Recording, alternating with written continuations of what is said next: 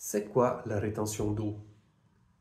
Elle est considérée comme un mauvais fonctionnement du corps, mais en réalité, est-ce que ça servirait à quelque chose de bien précis? Est-ce que ça aurait une utilité pour notre corps?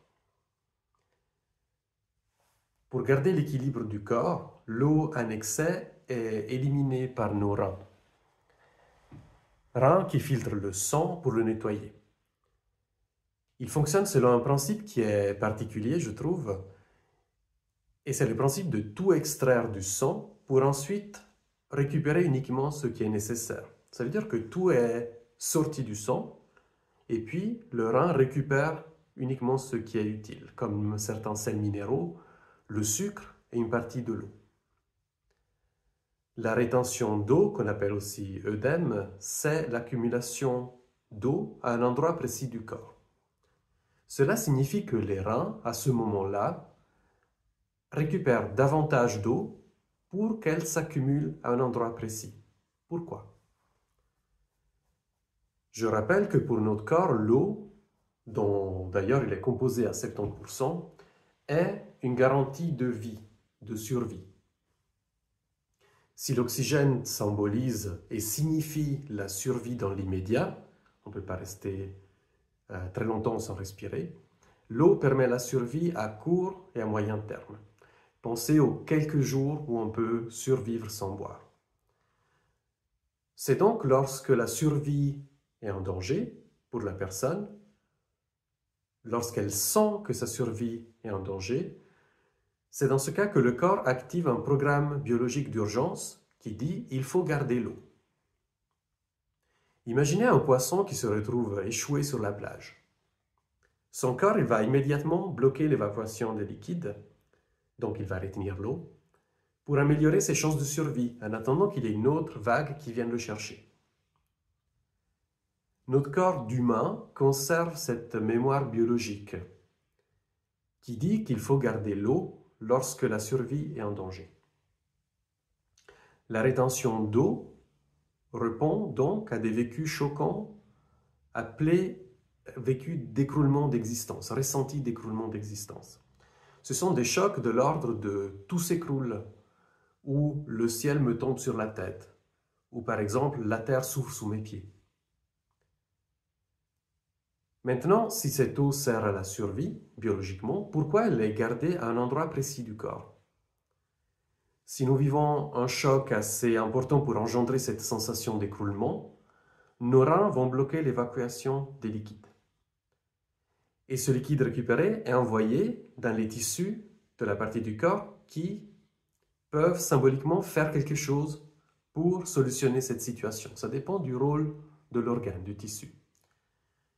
Symboliquement, parce que notre cerveau ne fait pas la différence entre réel et symbolique, entre une solution réelle et une solution symbolique.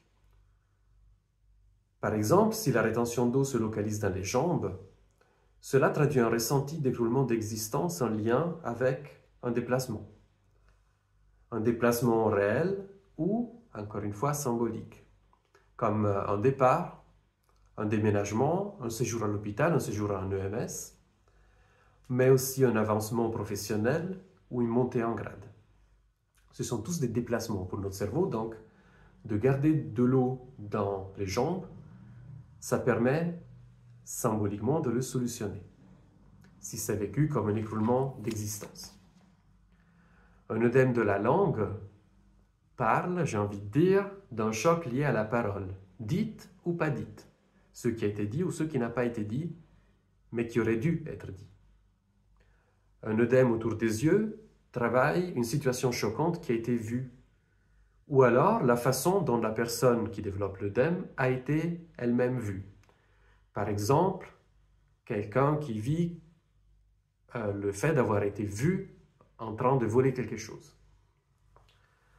Un œdème à une cheville est lié typiquement à un choc autour d'un changement de direction, car la cheville sert à ça, à changer de direction.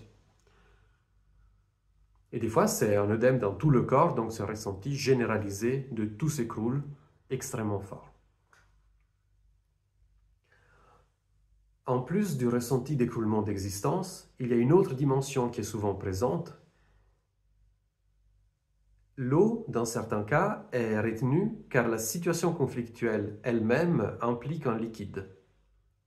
Par exemple, une inondation, une noyade, de la sécheresse extrême, qui a provoqué un drame, bien sûr, une fuite de mazout, le mauvais dosage d'un médicament sous forme de gouttes ou de perfusion, mauvais dosage, mauvaise administration, on a donné le faux médicament à quelqu'un, et l'eau, le liquide, a provoqué un décès, par exemple.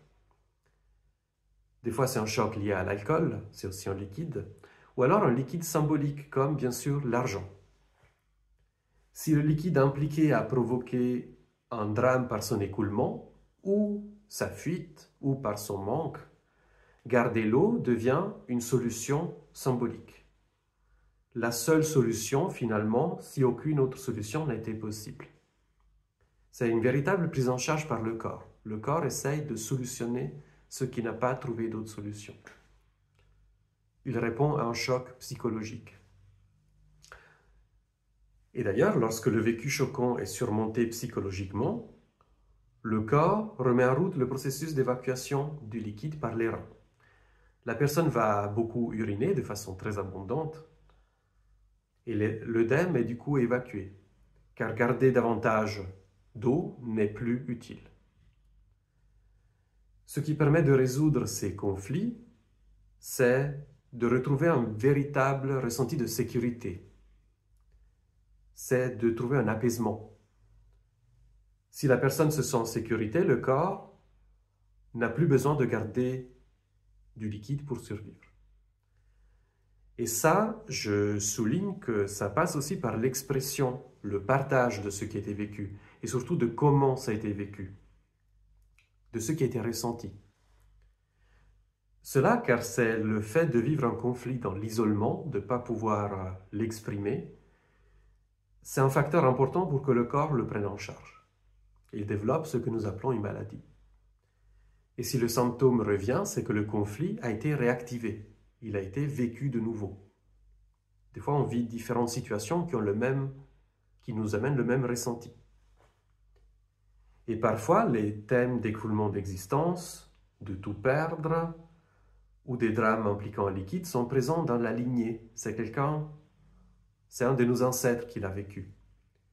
Et du coup, ils sont travaillés par la rétention d'eau maintenant, comme un héritage qui est travaillé. Comme si le corps de la personne essayait de solutionner des drames vécus dans la lignée. Je terminerai en disant que décoder une rétention d'eau peut permettre de clarifier ce qu'elle vient travailler, ce que le corps a pris en charge, et d'exprimer cette fois avec des mots ce qui est exprimé par le symptôme, de façon inconsciente bien sûr. Un décodage permet finalement de prendre soin de la véritable source de la maladie, de la cause de la maladie, plutôt que uniquement du symptôme. Merci pour votre attention et à bientôt.